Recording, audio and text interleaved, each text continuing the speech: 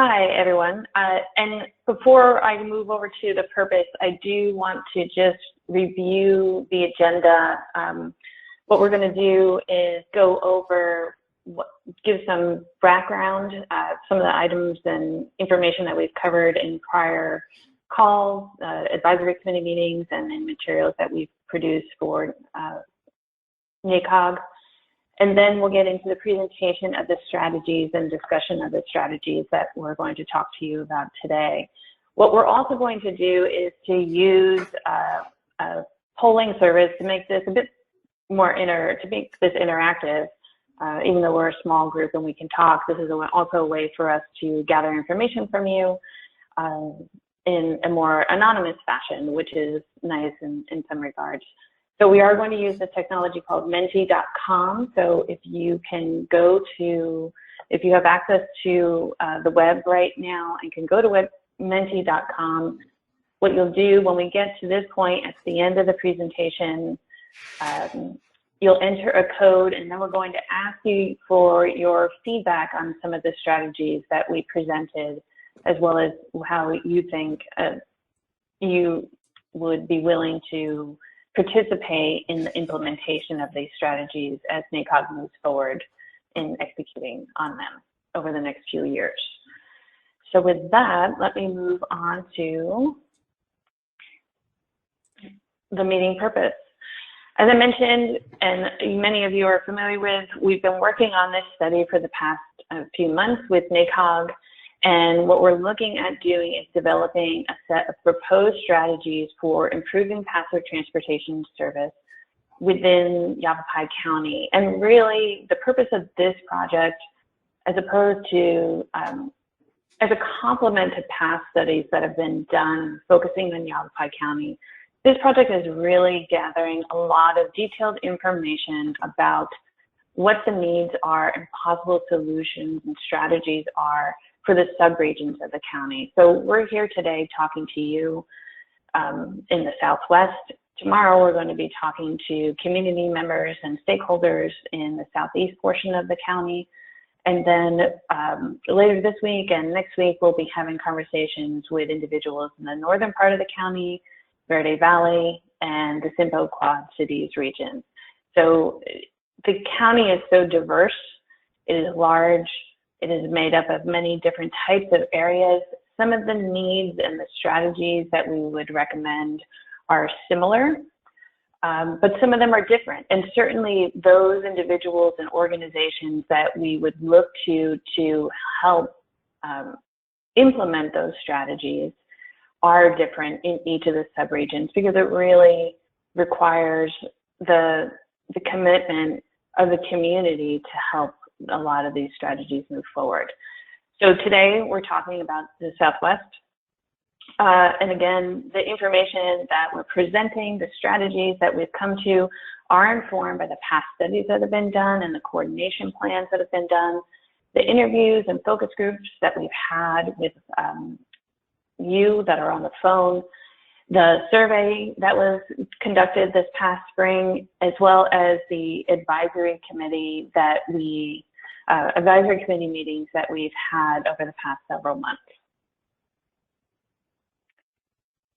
So just a refresher to give you some background, which I know that you're all familiar with because you live in the county and work in the county. One of the first things we did was look at existing data and look at what the current conditions are within Yavapai County, as well as what the trends are expected to occur over the upcoming decades. Yavapai County as a whole is projected to grow significantly, particularly in relation to the other counties that are considered part of NACOG's jurisdiction, which are Coconino, Navajo, and Apache counties. Also, when we look at Yavapai County, it is a county with a high percentage of older adults, of people that are retired, persons with disabilities, and it is equivalent to other areas of the state in terms of people that are living below the poverty line and rent-burdened households. From an employment standpoint, if we look at the 2018 data, we know that employment is one of the most frequent trip purposes in Yavapai County. However, we also want to point out that if we only focus on commute data, we'll miss a lot of the travel needs, because a lot of individuals within Yavapai County are not in the labor force. As I mentioned, this is a county with a high percentage of those that are older adults and are retired. It is a desirable place to live if you to retire to. So it's important for us to make sure that we look at the broad spectrum of individuals that are not only in the labor force, but also that are not in the labor force when we're thinking about passenger transportation needs. And then it would not be good of us to not consider the current conditions in which we're all living right now.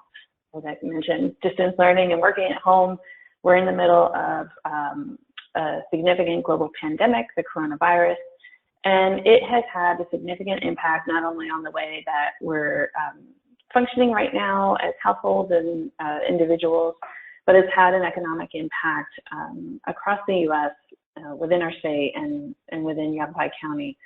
So in looking at current employment data that is being tracked, this data is representing only the Prescott MSA, not all of Yavapai County, but it is, I'm sure, representative of the county as a whole.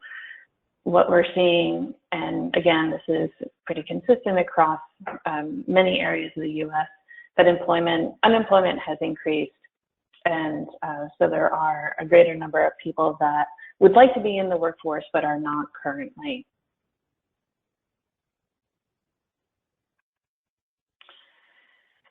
Again, another refresher in terms of, we looked at how people are moving within Yavapai County, how they move out of Yavapai County, and how they move into Yavapai County in terms of the travel flows and the data that's been gathered over time by the state to have an idea of how to plan for transportation across the state, and in our case right now in Yavapai County. So we know that there is a large amount of travel flow that's happening within the county, and again, this is looking at mostly commute data, but there are a significant number of people that are leaving the county to go primarily to the Phoenix, the Valley, to access work opportunities, and then there's a small percentage of people that are flowing into the county for work opportunities. And Tracy, if I can just hold on just for a second, just want to ensure that some audio is working for some people. Terry, is your audio working okay now? Yes, it is. And my camera, everything's online, so I'm hearing you guys well. Thank you. Okay, excellent. Okay, great. Can you introduce yourself for a second there, Terry? Yes. My name is Terry Davidson. I work over at Wickenburg Community Hospital and Clinics, and I am Community Relations Manager. Excellent. Thank you, Terry. Great. Sorry about that, Tracy. No worries. And again, as I mentioned, there was a very extensive passenger transportation survey that was conducted this past spring as part of the project. And one of the things that really came out, this is one of the questions that we asked during the survey, what people felt the purpose of passenger transportation services is. And as we see, what is important for us to recognize, it's really one of the major purposes of the study, and that was reinforced by the results of the survey itself, that the purpose of passenger transportation services is to support the critical needs of Yavapai County residents to access the care and services that they need. So we would love for people to have transportation choice, and there's a significant number of people within each area of the county that don't have transportation choice for various reasons, whether they're older and they are unable to drive, they can't afford a car, or maybe they choose not to have a single occupancy, individually owned motor vehicle right now. But there is a significant number that still need transportation to access the services that exist within their community and within the region as a whole. So for the southwest region of Yavapai County, again, we know that dependency on personal private vehicles really constrains residents' access to healthcare and employment, as well as activities of daily living, like being able to access places to get healthy groceries or healthy foods, and to access services such as being able to go to the bank, even something like go to the hairdresser, socialize with other individuals within the county, or even within their region. Again, with an aging population, that not everyone has access to a vehicle and is dependent on, family and friends to provide them transportation. I thought this was a really interesting quote that came out of the focus group we conducted with Southwest Yavapai County individuals, that it is recognized by the community how important it is that people are able to connect with other individuals. I mean, we're connecting virtually today, but really, ideally, we'd all like to be able to connect face to face. And the quote was, "Being lonely is as dangerous as smoking a pack of cigarettes a day." It really speaks to the need to find solutions for passenger transportation service within the community.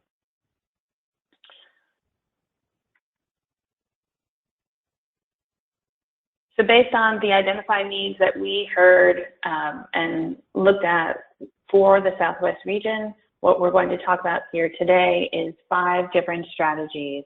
And now we're going to, we'll talk about them in more detail.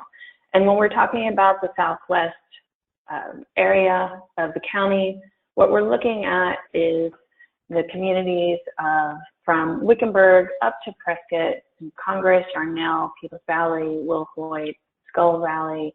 This is the region of the Southwest we're focused on, and the priority corridors upon which people are traveling in this area are 93, 60, and 89.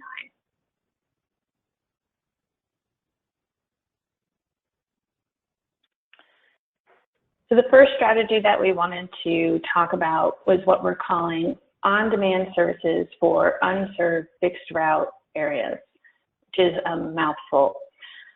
What this focuses on is providing, in a sense, a hybrid of fixed route service and more limited fixed route service and scheduled service that can be provided to the area in partnership with other organizations that exist within the region. As we talked about, this area of the county, Southwest, as well as several of the other rural areas of the county, are really largely underserved or unserved by fixed route transit. However, there are partners that are in the area that can provide, may be able to provide some support to the region. The service areas that we're talking about for this would be the 93 and 89 corridor. And again, this would be a way for people to be able to access the regional hubs, in particular in the pilot that we're going to talk about next, the proposed pilot we're going to talk about next, to be able to access communities like Wickenburg, or through other expansion of services through Access Phoenix or Prescott, to be able to get to the healthcare services they need, the activities of daily living that support them, as well as potentially employment opportunities. So in this example, we're talking about a more limited scheduled service. So some of the other strategies we'll propose that are probably more supportive of employment access on a full-time or more part-time basis. We have this opportunity, and Todd is going to describe a proposed pilot program that's being considered right now in the area that can be supported through CARES Act funding. One of the other strategies that we're talking about to potentially support several of the strategies that we'll talk about on the phone today is the creation of a community mobility fund, and we can talk about that. We'll talk about that in detail a little bit later.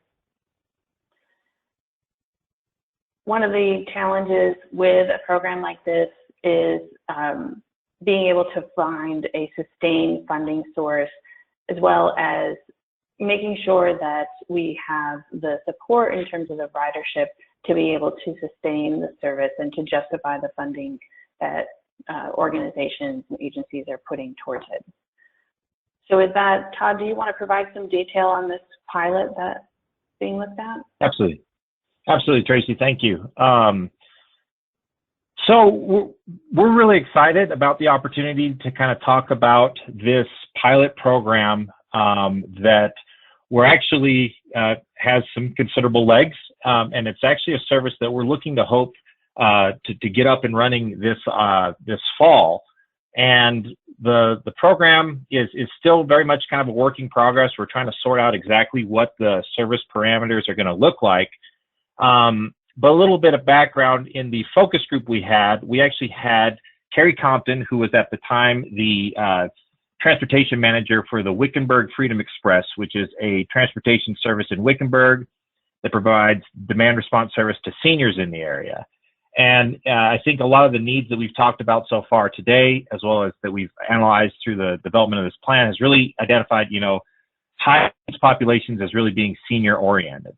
And so we kind of always knew that we wanted to try to identify opportunities to take the model that Wickenburg Freedom Express currently has and see if there's opportunities to expand that up into Southwest Yavapai County.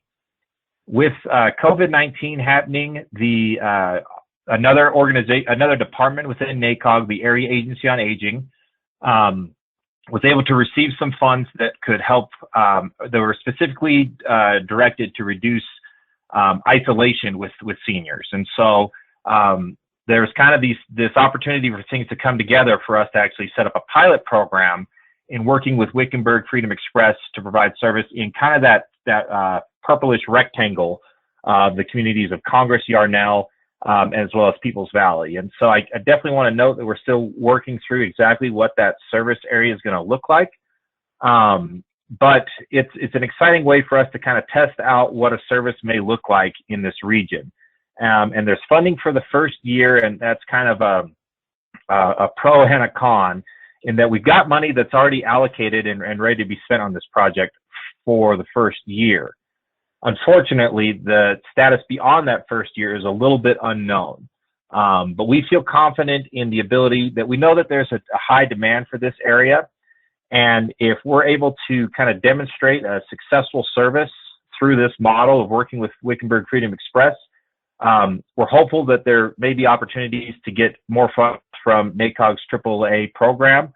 But I think another element that we're hoping to be able to identify is other funding sources that we could get a collection of funding sources to support the operations of this program moving forward. And so with this program, it is a limited service, so only be probably available twice a week. And the service will originate out of Wickenburg, come up into the purple rectangle there, pick up people on a demand response basis, because we recognize these are seniors, so we're going to need to come to their house, and then take them down to Wickenburg for shopping, medical appointments, any needs that they have that can be satisfied in Wickenburg, and then return the trip up north in the afternoon.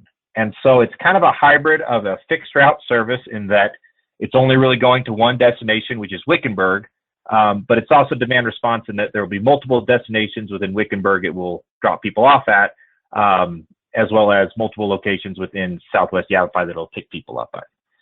And so I think that, again, we're excited to get some service up and going in this area. One of the things that I think we'll talk about throughout the rest of this morning is we recognize that this isn't going to satisfy all the needs, and even all the needs for seniors. But we're hoping that this could sort of be a baseline service that we could build off of with some of these additional service options to develop more comprehensive access to services for a wide variety of populations throughout Southwest Yavapai. And so I think that in the coming weeks or even days, I think Pedro and myself will probably be contacting a lot of you directly to talk about this service more. Again, we're having an opportunity to have this program launched in October. And so getting the word out that there's a service option, a transportation option available in this area, we think is going to be huge. But we also, recognize that this is probably one of the most challenging times to start up a transportation service during the COVID-19 pandemic. So I think the messaging around the service and some of the steps that are being taken to ensure social distancing and other elements, it's definitely something that we want to communicate on the front end. And so I'm not sure if we want to kind of take questions now specifically on the service, or definitely we can set up some opportunities for us to discuss this option with the group members at another point. Yeah, any quick questions about the service?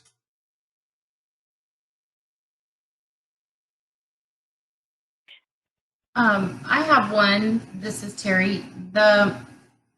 I didn't see, of course, I missed the beginning of this. Is there anyone in the group from like the Congress Community Center or a Yarnell type of community center or social workers in any way to be able to communicate directly with them? Right now we are in communication with them. So probably a lot of those community members were invited to come to the meeting. I believe there is no one from those areas at today's meeting. But yeah, we're definitely need to bring them in for probably another conversation. Okay. Was there something specific, Terry, that you I was curious about who else already knew and was kind of involved. I've seen a few names on the email list that were familiar from those areas, but I was just checking in on that and wondering, the other question would be, is there any kind of pamphlets, brochures, collateral material that are being distributed already? I'd love to make sure our social worker has the most recent information, because she's the one that gets contacted when individual patients have needs specific from the hospital. Sure. Yeah. A brochure and distribution material is actually we're in the process of creating. But yeah, definitely, if you can provide us with that contact with your social worker, yeah, and anything like that will definitely help the cause. Yep, absolutely. Thank you. And this is Barbara Fox Thomas. I do have a question and maybe a comment as well. If you would like to share with me the contacts you have in our little rural communities, we can collaborate and make sure you have the best point of contact or additional contacts, so we can get this word out. That would be great. Okay, I'll send you something. Okay, that sounds great.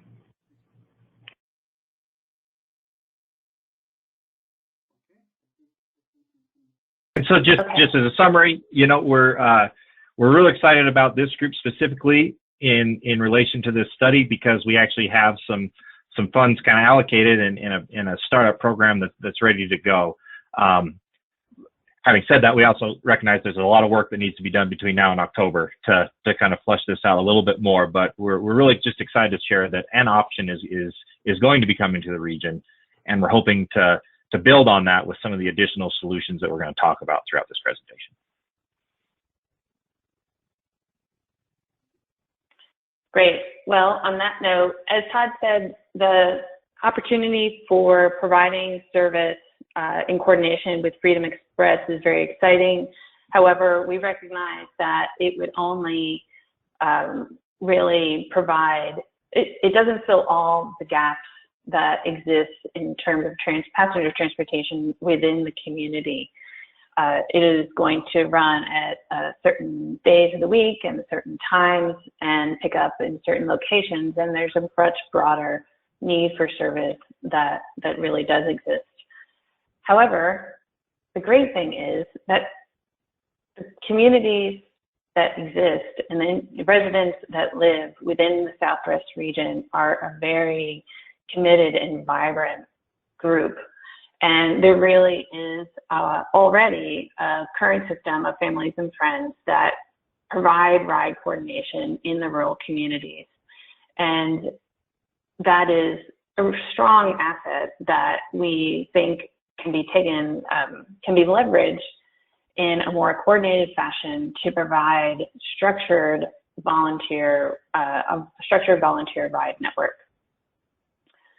As we mentioned, we did a focus group back in the spring, and one of the things that was mentioned, the Weaver Mountain Health Initiative is already doing some work regarding providing transportation services or helping people connect with transportation services. And on that focus group, there was discussion about the Yarnell Senior Community Center is hiring a new director. So there is a potential to tie into, implement or look to leverage the resources, as I said, that exist within the community to create some type of transportation program that could be organized through that organization. Again, this is really important because while it is wonderful that the community has these existing assets in terms of volunteers that are willing to help one another, it does have a cost and time burden on individuals. So being able to assist in some level of coordination to make that system of connecting people for rides be more efficient would be a great benefit to the community as a whole.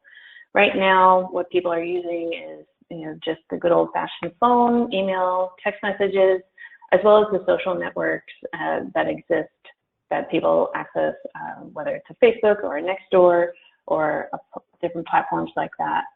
And being able to tap into some low-cost or no-cost resources through the social networks or scheduling or calendar services to be able to create a more formalized and managed volunteer ride network is something we're interested in exploring with the region. As I mentioned, we feel like this could be hosted by a local nonprofit community organization, whether it is the Weaver Mountain Health Initiative or the Yarnell Senior or Community Center or another organization that would be interested. And again, this would be to serve the broad region of the southwest area of Yavapai County. The sources of this would be a lower cost initiative because we could take advantage of lower cost and existing resources that are out there, but it would need some resources to be able to support it, and which could potentially be done through foundation grants or the Community Mobility Fund that we'll discuss. As with everything, there are challenges to its success, some of them being if people have liability or privacy concerns, as well as for finding that committed lead organization to take on this initiative. And Tracy, real quick, I wanted to, and I know that we've had conversations with Joy where she's actually working on similar efforts throughout the state. And so, Joy, I'm curious if you could take just a couple minutes and maybe just introduce some of the efforts that you guys are doing.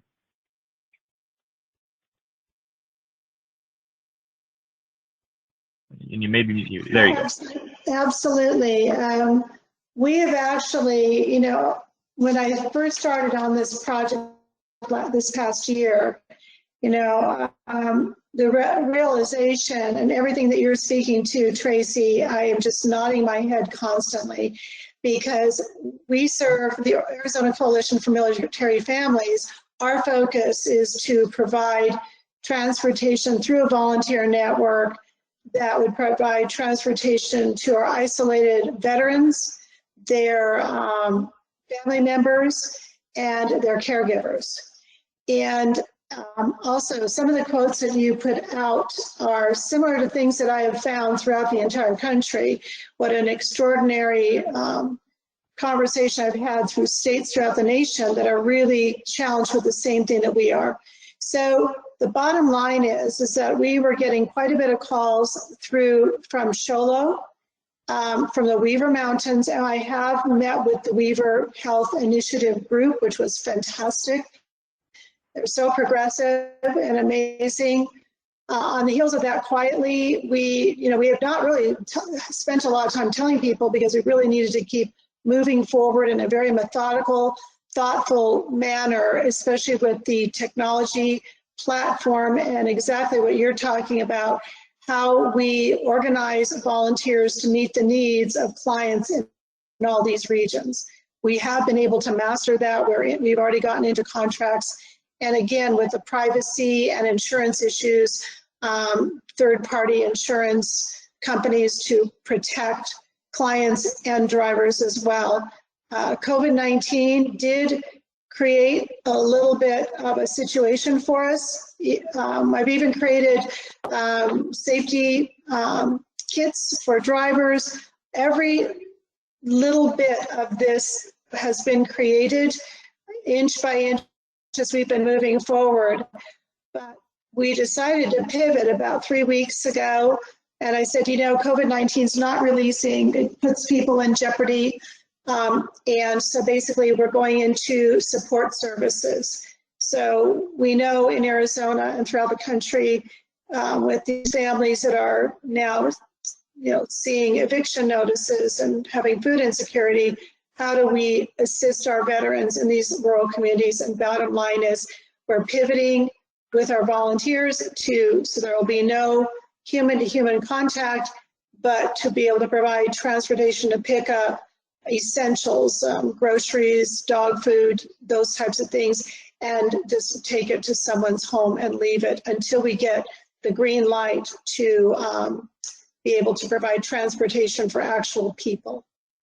So we've had, I've done a lot of, you know, research over this last year, and I've had the generosity of extraordinary people in this country that have given me time, what they've done, what went wrong, what was right, and we're now well on our way. But, you know, after meeting Todd and through Lindsay Post, Felicia Mondragon, so many wonderful people in Arizona that I did not, Kent Ellsworth up in Valley Verde, all of these people who have provided even more information so that what we're doing can come into alignment with what other organizations are already doing.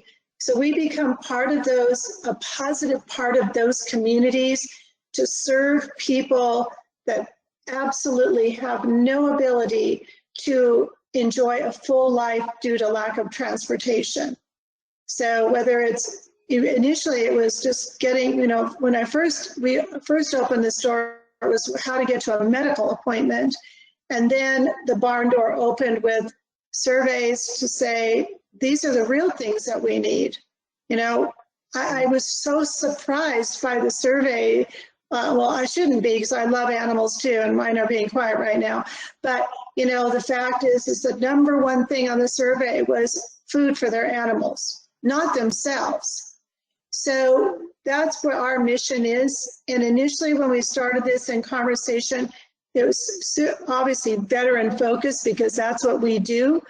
But other, like with the Weaver Mountain Health Initiative, they said, well, if that becomes successful for you, could you address other people, seniors and people that were, you know, obviously dealing with disabilities or lack of transportation? Would that be a possibility? And I turned to our state director and she said, yes, we would love to do that, but we need to make sure we're being successful in providing for our mission. And those are those isolated vets and caregivers and families. So we are, great. Sure, just for our member groups, I do think that as we continue to kind of hash out these strategies a little bit more, working closely with Joy is absolutely something that NACOG is going to be doing when we kind of look to move these things into implementation. Yeah, and I love the fact that even when you're saying, well, Tuesday, Thursday, we would be doing this, well, then we might be able to think through and go, well, we really should be focusing on Monday, Wednesday, Friday, you know, for our veterans, because they could get a ride on Tuesday, Thursday. So whatever the volunteer base we have, let's get them focused on those days. So I think this, first of all, thank you for inviting me. This is fantastic. And just learning more about this and how the coalition can be a really positive partner throughout the state, because now I was on a conference call 2 weeks ago. Well, guess what? Lake Havasu heard about what we're doing. And then I was on a call with about 3 weeks ago that we were introducing the program, and there were people in Southern Arizona, and they were, you know, on the chat saying, I have volunteers now. Can you start working with us now? But, you know, we're trying to go to region 1 first and be successful there before we start moving forward into other regions. We've got to get this, make sure everything's as good as we can make it so that it's working, and then we can shift to the second region, and then the third and fourth and fifth and so forth. So that's how our approach is. Excellent. Thank you. All right, well, thank you very much, Joy. It's really great, Joy. Thank you so much. Awesome. It takes a village, right? Yeah. No organization can do it alone. Yeah, no, they can't. And we need each other. And even this morning, I was talking to, you know, this food insecurity is an incredibly horrifying problem. So many people are hungry right now. And so I literally was on the phone this morning with food banks in Show Low to see how we can come in there and at least pick up food and get it to people that do not have transportation, and really positive responses so far. So this is really good. By the time we actually work with people, we'll be ready to go. So. Thank you. Thank you for your service. In conjunction with the coordinated volunteer ride network, again, thinking about the existing network of individuals that are already providing ride services within the community, one of the things that we heard through the information that we collected was that people are happy to do that, but it does come at a cost, and that the person they're providing the ride to isn't always able to help offset.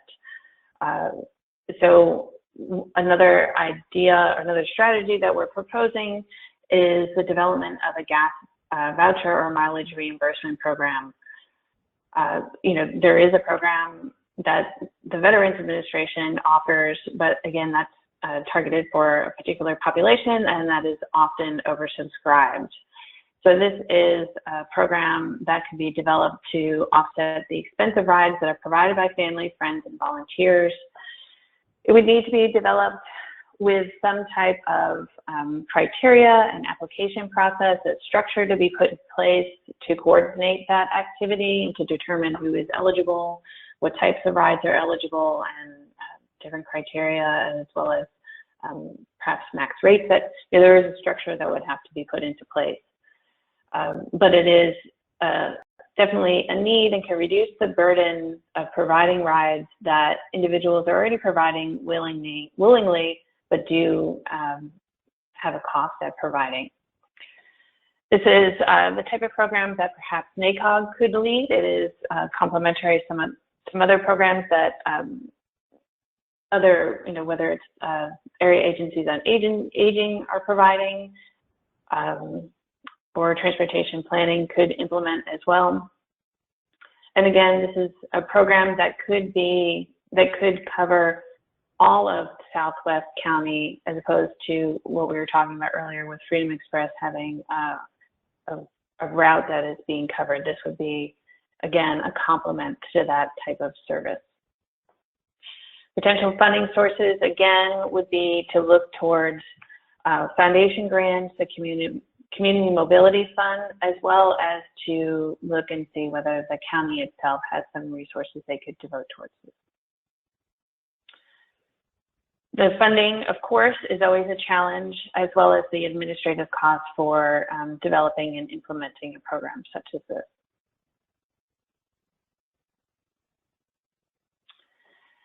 Another opportunity to provide service in areas where there are gaps is to look into the possibility of van pool programs.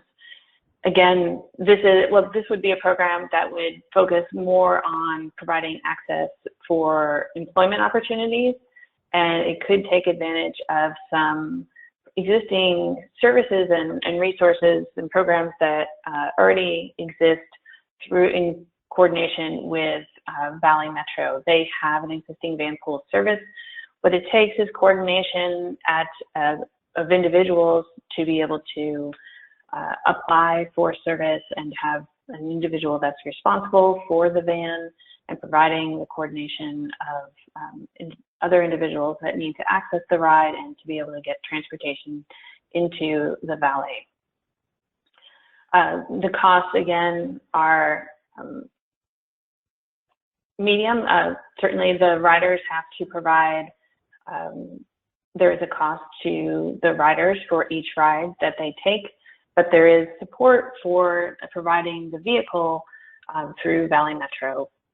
So that is something that could be looked into. Again, the ideal organization to lead it would be a local nonprofit community organization, or even a group of individuals that can get coordinated and to look at that service opportunity within the community.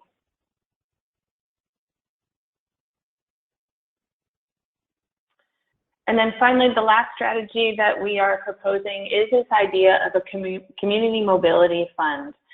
Each of these strategies that we've talked about in providing transportation, additional or filling the gaps of passenger transportation service within the community, each have a cost, whether it is a cost of someone's time or is the cost to actually provide the transportation service itself through the fuel costs, vehicle costs, and then, as I said, administrative and operations costs along those lines.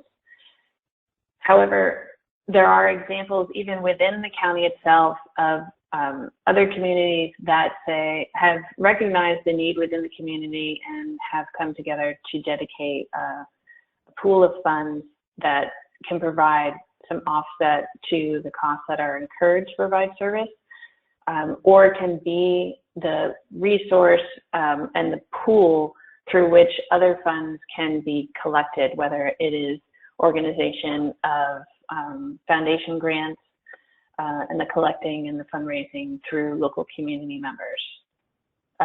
As I said, we've talked to the city or the community of Jerome, and they have an example of dedicated funds that they've set aside to go towards coordinated transportation services. And that's an example that they're trying to coordinate that with the Cottonwood Area Transit. And so that is an example to look to. Again, there are a lot of dedicated individuals and organizations within each of these regions within the county, and being able to have a coordinated and dedicated pool of funding that they could access within the community and could go towards the needs of that region itself is an idea to explore. Again, everything has its challenges. So this is a fund that would have to be administered, and that is a burden, but there are opportunities to coordinate with the Arizona Community Foundation for the administration of funds. And then, of course, being able to collect the funds and sustain the funds to be able to sustain the services that are of interest to the community are some of the challenges that would exist in developing